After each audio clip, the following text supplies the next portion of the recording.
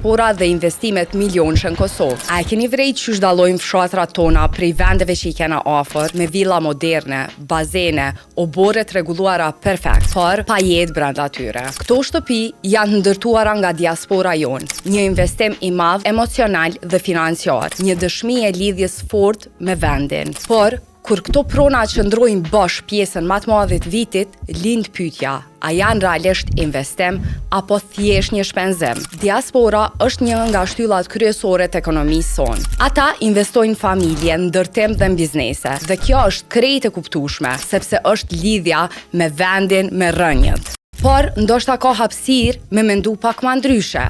Po sikur këto shtëpi shndroheshin në bujtina, në turizëm malor, në biznese që gjenerojnë të ardhura kur nuk janë në përdorim. Në këtë mënyrë, investimi nuk mbetet veç emocional, por bëhet edhe ekonomik, sepse dallimi është shumë i thjeshtë, atë kthen vlerë mrapa. Ndoshta është koha me pa diasporën jo veç si burim ndihme për familjen dhe vendin, por si një partner strategjik për zhvillim. Potenciali është aty, vetëm duhet me u aktivizu. Për më shumë video si kjo, follow Urbanin në të gjitha platformat dhe subscribe në YouTube.